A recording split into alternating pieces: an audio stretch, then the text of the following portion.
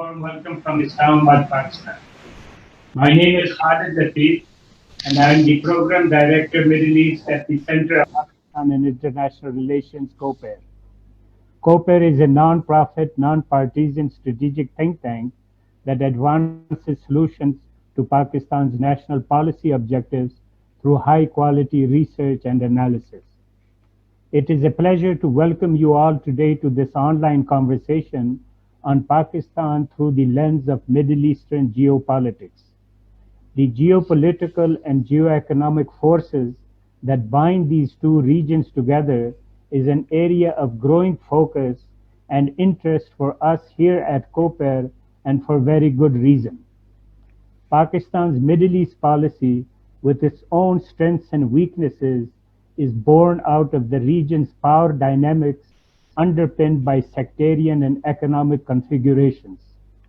Although the Middle East often presents itself as a geopolitical battleground where external powers tend to settle their contentions, Pakistan's relations with its long-standing allies in the Middle East have become uneasy since its decision to remain neutral in the Yemen war.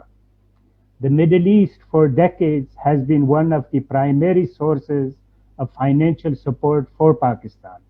Pakistan maintains close military ties with Saudi Arabia, providing extensive support, arms, and training for the Saudi armed forces. Since the 1970s, Pakistani soldiers have been stationed in Saudi Arabia to protect the kingdom. However, in the last few years, geostrategic compulsions have necessitated Pakistan to adopt a balancing act in order to safeguard its core national interests. Centrifugal forces unleashed in the Middle East has pushed the main regional powers into at least two opposing blocs.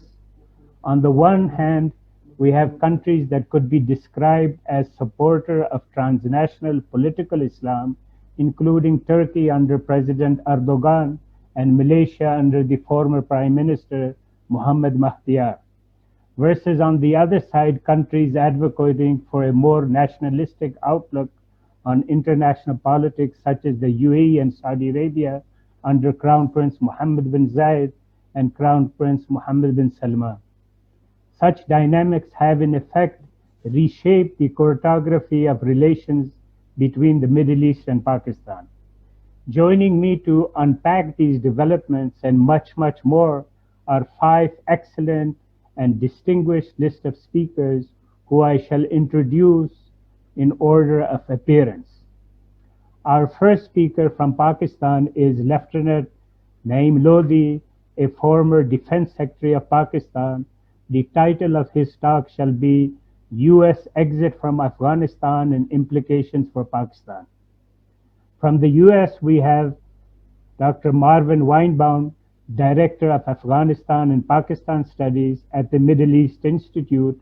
The title of his talk shall be Pakistan Navigating the Shoals of Middle East Politics. Also from the US, we have Arif Rafiq, President of Wiser Consulting. The title of his talk will be Pakistan-Saudi Relations in the Era of Mohammed bin Salman. From the UK, we have Umar Karim, Visiting Fellow, Royal United Services Institute. The title of his speech will be Power Politics of the Middle East and Pakistan. Last but not least, from Pakistan, we also have Brigadier Samson Simon Saraf. The title of his speech is going to be The Greater Middle East. Our moderator for today's session is Raja Faisal, who is a senior journalist and executive editor of the Asian Telegraph. Over to you, Raja Faisal.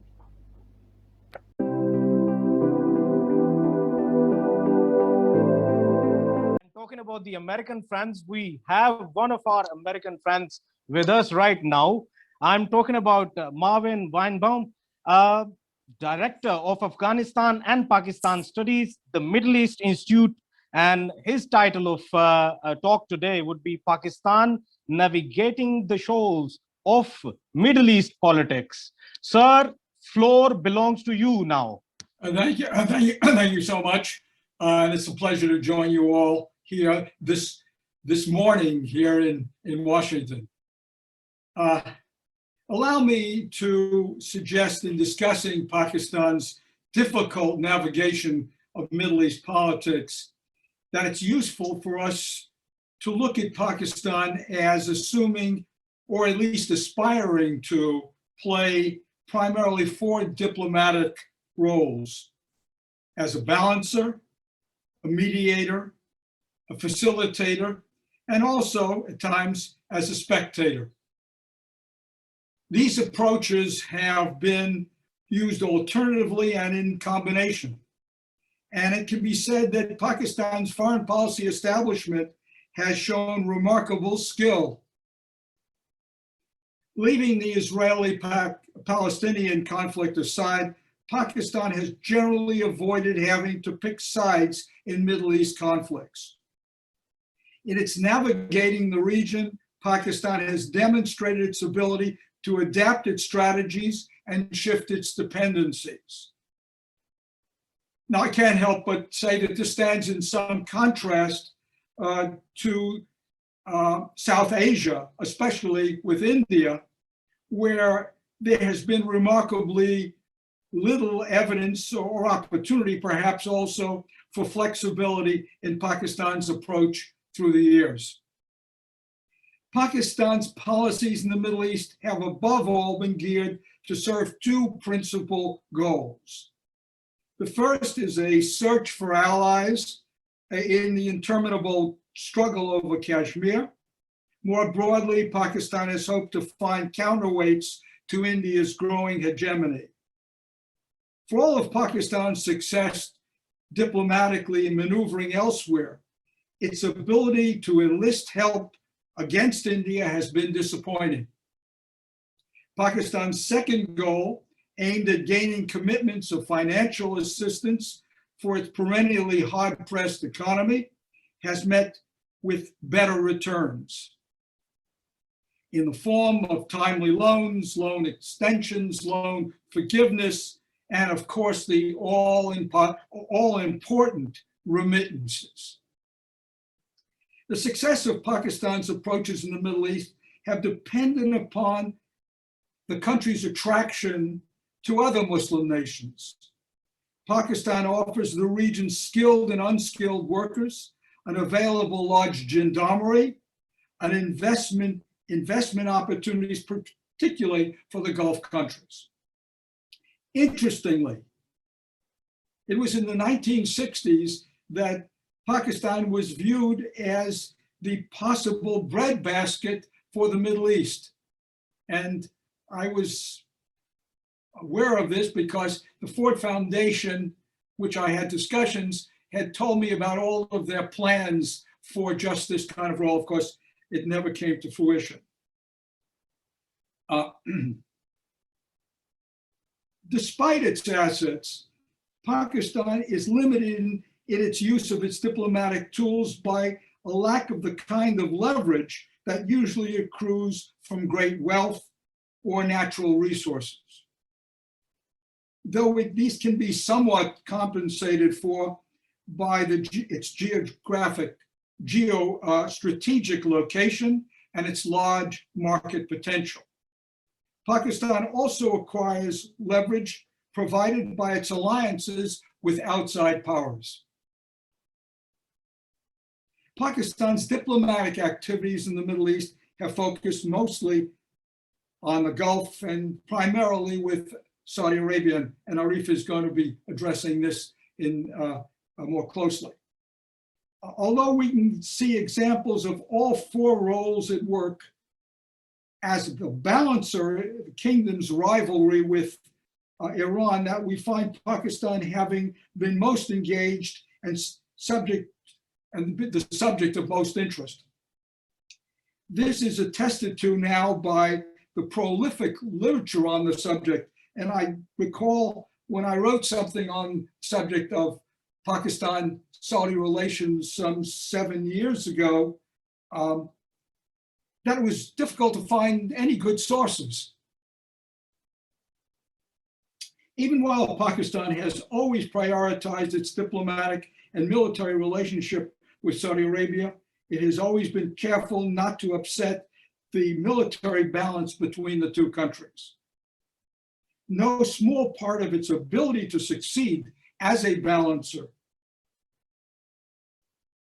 has been that neither the Saudis nor the Iranians have, through the years, demanded exclusivity.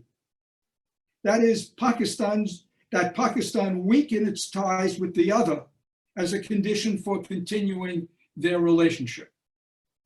That's why when 6 years ago, Saudi Arabia requested that Pakistan join a military alliance designed in effect to check Iran, it caused so much angst in Pakistan. In asking that Pakistan provide troops for the Saudis' Yemeni adventure, Pakistan could find itself in confrontation with Iran, at least indirectly.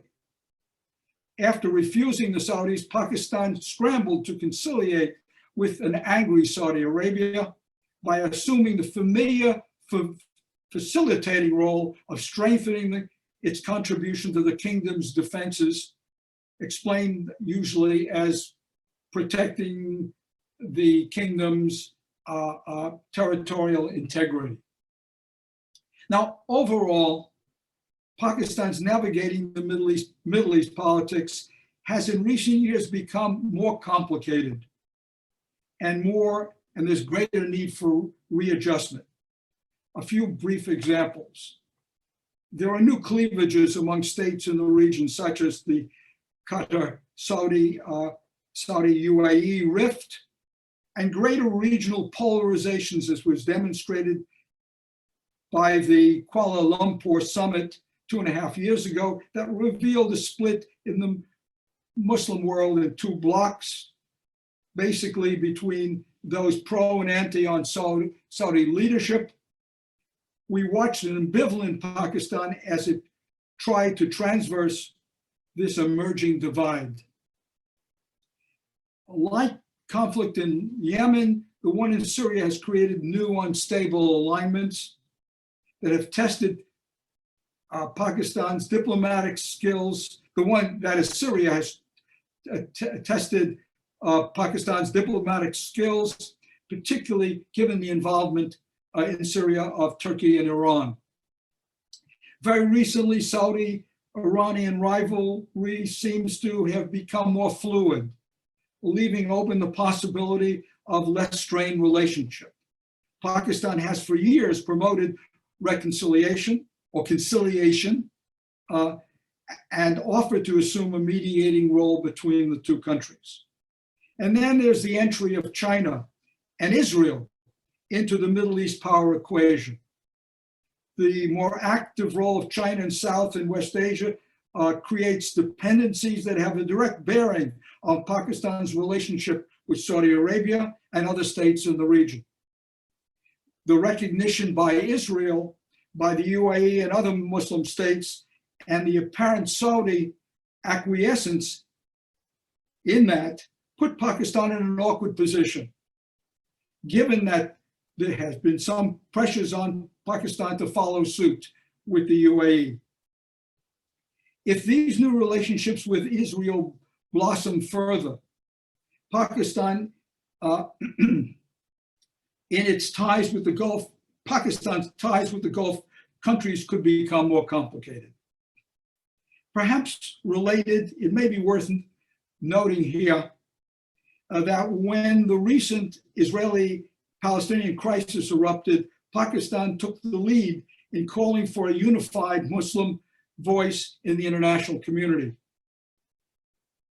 In the words of Shah Mahmood, to be done by making, not by intervening, but by making the countries themselves more economically strong and stable. Overall, then, it is a more dynamic relational environment for Pakistan. Older relationships are being subject to re-examination, and nowhere is there more evidence or importance than in Pakistan's ties with the Saudi kingdom, where regional developments have contributed to a drifting apart, which was the topic, or at least the subject of Arif's recent paper, but also within that an ebb and flow as they distance themselves. Before concluding, I did want to say something about Afghanistan because that really is my area of greater specialty, and a great deal of which I would take exception to some of the remarks of the ambassador, Ambassador Lurie. But maybe we'll have time for that later. Let me just make some few comments here with respect to the roles, because as we look at the roles that Pakistan has played, we find no more exercise of this any greater than in Afghanistan. In the balancing, the mediating, the facilitating, and most visibly, but interestingly, not the standby role given Pakistan's stakes in Afghanistan. Over the years, Pakistan has positioned itself as facilitating, and at the same time, both the insurgency and the counterinsurgency in what has been a delicate balancing act. It has taken heat for this, yes, somewhat schizophrenic foreign policy, but in holding on to its proxy insurance policy with the Taliban, and also providing logistical support that the United States and others and its allies have needed to carry on the fight against the insurgents, Pakistan has served its national interests as it is perceived. Most recently, Pakistan has projected itself as a facilitator and middleman in finding a peaceful settlement. But if there is no political outcome, as I'm afraid there is not going to be, then if the Afghan state begins to disintegrate, as I think is going to happen, then it may be too late for anybody's diplomacy. A proxy civil war, as occurred in the 1990s, could set in motion developments that could set Pakistan at odds with Iran and Saudi Arabia and much of the region. So let me conclude there.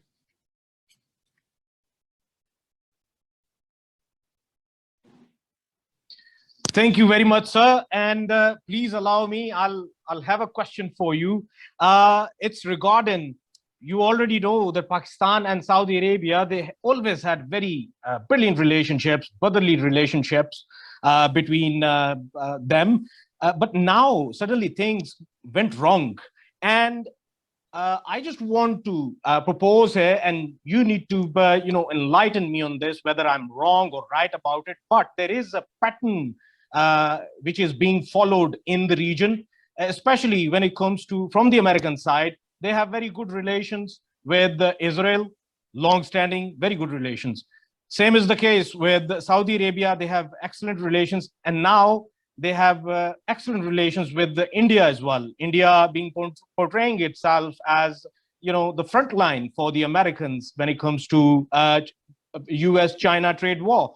So what we have seen that this relationship, bilateral relations, they are actually, the Americans, they are actually trying to convert them into multilateral when it comes to the region, especially what we saw in December 2020. General Nirwane, he visited Saudi Arabia and tried to sell his BrahMos there. And same is the case with Israel as well. Israel, we suddenly saw that Jared Kushner, he was, going towards Israel and sitting with MBS, and they were trying to mend the things. So now I just wanted to know, down the line, is America playing a role against Pakistan when it comes to, Pakistan having good relations with the Middle East? And if it is so, then what is the reason? Is it because of the trade war which is going on between US and China? Well, you know, your premise here that the U.S. is involved here in somehow complicating Pakistan's relationship with the Middle East is not one that I can accept. The United States, as we know, is desperately trying to shift its attention elsewhere, and what it needs here in the Middle East, is is stability. These developments are going to happen independently of what the United States do. The United States leverage in the region is so diminished now, particularly as it departs Afghanistan. It's not able to, as far as China and so this isn't new. Saudi Arabia's ties with China, and in fact, most of the Middle East, this is simply economically desirable from their point of view. And they have been willing to put whatever loyalties they may have derived from being Islamic states in a secondary position here. And I think that Pakistan has come to accept this, so that Pakistan doesn't ask India or Saudi Arabia, you know, who are you with here? You can't be with both of us. Well, once again, we see how Pakistan has been able to ride this out. And again, this is not unusual. This is typically the way in which international politics is exercised. So let me stop with that. Thank you very much, sir. Thank you.